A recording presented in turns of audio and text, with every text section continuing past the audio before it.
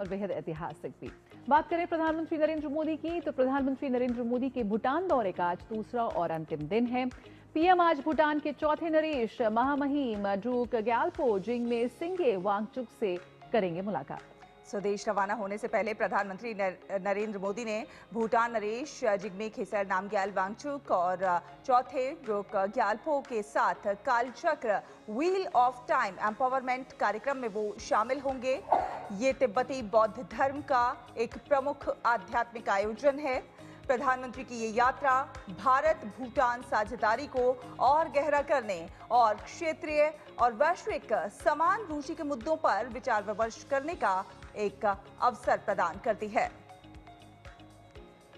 तो प्रधानमंत्री नरेंद्र मोदी तिब्बती बौद्ध धर्म के कालचक्र टाइम एम्पावरमेंट कार्यक्रम में आज हिस्सा लेंगे। निखिल सिंह इस वक्त हमारे साथ जुड़ रहे हैं। आइए सीधे रुक करते हैं थिम्फू का, जहां मौजूद है हमारे संवाददाता। कितनी खास है प्रधानमंत्री की यात्रा, इस पर लगातार हमारी चर्चा यहां पर जारी है। देखिए, अगर सबसे पहले बात करें आज के इस विशेष अनुष्ठान की, इस पूजा की, कालचक्र की, तो उसके बारे में थोड़ी सी और जानकारी दीजिए। किस तरह से ये होती है, क्या कुछ महत्व है इसका?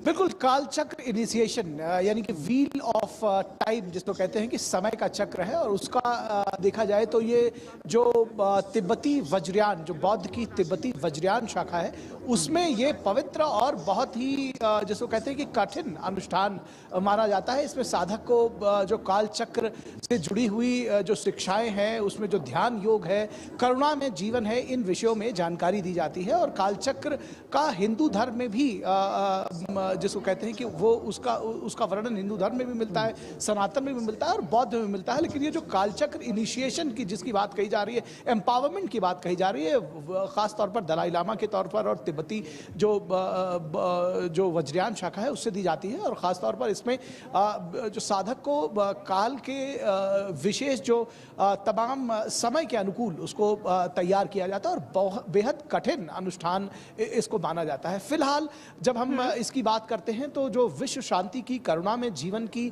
दया की, त्याग तपस्या की, इसका इनिशिएशन इस वक्त किया जा रहा है। मैं अपने कैमरामैन विनय तिवारी से रिक्वेस्ट करूंगा कि वो दिखाएं कि कितनी बड़ी संख्या में यहाँ पर जो तमाम बौद्ध भिक्षु हैं, जो लामा है और जो तमाम जो इनके अनुयायी हैं, वो बौद्ध धर्म के यहाँ पर पहुँचे हुए हैं। और उसके अलावा बहुत बड़ी संख्या में, हजारों की संख्या में जो भूटान ही नहीं बल्कि जो तमाम बुद्धिस्ट कंट्रीज हैं, उनके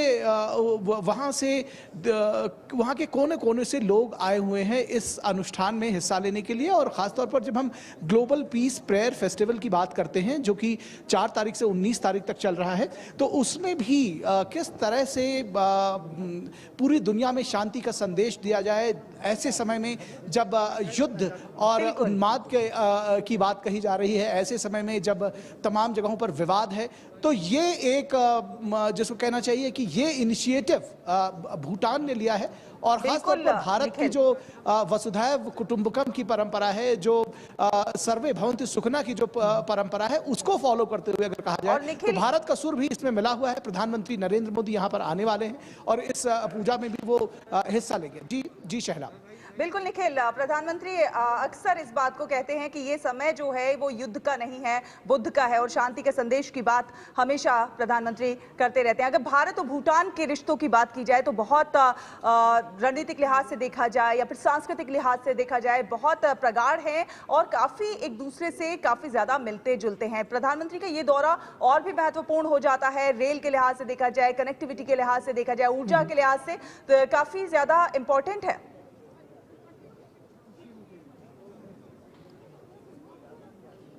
जी, निश्चित तौर पर बहुत इंपॉर्टेंट है। और सबसे बड़ी बात जिस तरह से आपने कहा ना कि एक आध्यात्मिक सांस्कृतिक रिश्ता है, पारिवारिक रिश्ता है भूटान के साथ। तो ये कहा जा रहा है कि पारिवारिक रिश्ता है। हम जितने समय से यहाँ भूटान में थिम्फू में है, यहाँ पर लोग कहते हैं you are one of us, आप में और हमारे में कोई फर्क नहीं है। तो आप समझ सकते हैं कि किस तरह से यहाँ पर जो पीपल टू पीपल कॉन्टैक्ट की बात कही जाती है वो बहुत शानदार है, बहुत बेहतरीन है। और जब आप कहती कि इसके साथ साथ व्यापार वाणिज्य वो भी साथ में चल रहा है, और ख़ासतौर पर ऊर्जा जो का जो एक इनिशिएशन दोनों देशों के बीच में रहा है, ये 5वीं P2 परियोजना जिसका कल प्रधानमंत्री नरेंद्र मोदी ने उद्घाटन किया है, वो 10,000 करोड़ रुपए, लगभग 10,000 करोड़ रुपए की लागत से बनी हुई है। भारत और भूटान के सहयोग से भारत ने दरअसल उसको बनाया है और लंबे समय तक काफ़ी संघर्ष के बाद, क्योंकि इसमें बहुत सारे जिसको कहते हैं कि झंझावात, बहुत सारी बाधाएं आती रही हैं, खासतौर पर प्राकृतिक आपदाएं, फ्लैश फ्लड आ गए, उसके बाद फिर कोविड का टाइम आ गया, तो बहुत मुश्किल से इसको तैयार किया गया। लेकिन ये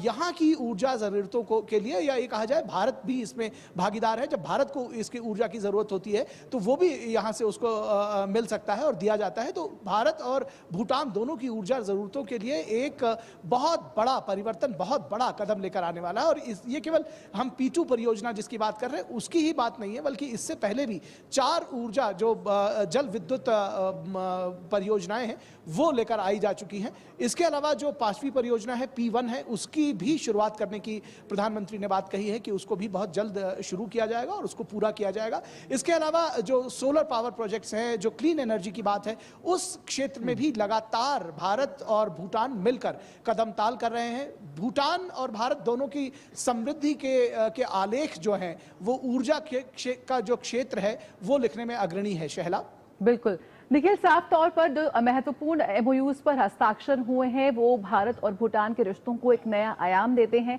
लेकिन आज जिस तरह से विश्व अपनी तमाम चुनौतियों के लिए भारत का रुख कर रहा है, समाधान का एक उपेक्षा उम्मीद कर रहा है, उस लिहाज से किस तरह से देख रहे हैं? जो दृश्य इस वक्त आप हमें दिखा रहे थे कि इतनी बड़ी संख्या में बौद्ध भिक्षु वहां पर एकत्र हुए, यकीनन ये दृश्य, ये क्षण, ये साफ तौर पर कहते हैं कि ये विरासत है जो भारत की इस सॉफ्ट पावर, एक नई तरह की कूटनीति का एक चेहरा प्रस्तुत करते हैं और शांति का रास्ता ही है जिसको लेकर आगे बढ़ना है। और ये संदेश प्रधानमंत्री नरेंद्र मोदी की यात्रा कहती है, उनकी वहां मौजूदगी कहती है।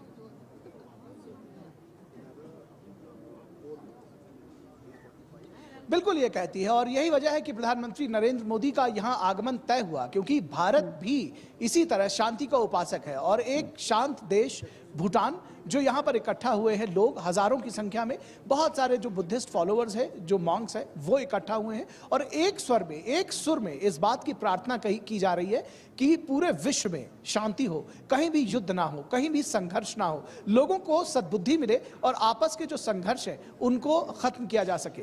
ये इस तरह की पूजा, इस तरह की प्रार्थना इतनी बड़ी संख्या में शायद ही दुनिया में कहीं और हो रही हो। और ये इसके लिए निश्चित तौर पर भूटान के लोगों की, भूटान के राज परिवार की और बुद्धिस्ट जो फॉलोअर्स हैं उन सब की भूरी भूरी प्रशंसा की जानी चाहिए, उनकी सराहना की जाइए। और सबसे खास बात है कि भारत का स्वर, भारत का सुर इसमें संवेद शामिल है। भारत भी वसुधैव कुटुंबकम की बात करता है, सर्वे भवन्तु सुखिनः सर्वे सन्तु निरामया सर्वे भद्राणि पश्यन्तु मां कश्चित् दुःखभाग् भवेत्। जब हम कहते हैं कि कहीं भी कोई दुख ना हो, सभी सुखी हों, सभी निरोगी हों और सबके शांति की कामना करते हैं हम भारत। और ऐसे में प्रधानमंत्री नरेंद्र मोदी 140 करोड़ भारतीयों की उस शांति स्थापना के भाव को लेकर के यहाँ पर मौजूद हैं। तो निश्चित तौर पर इसमें भारत और भूटान का सुर एक साथ मिला हुआ है और पूरी दुनिया में शांति की हम बात कर रहे हैं। यहाँ पर मैं एक बात और जोड़ दूं कि जिस तरह से प्रधानमंत्री नरेंद्र मोदी ने कल अपने यहाँ के संभाषण में साफ तौर पर कहा था कि हम शांति के उपासक तो हैं, लेकिन जिस तरह से दिल्ली में हमला हुआ है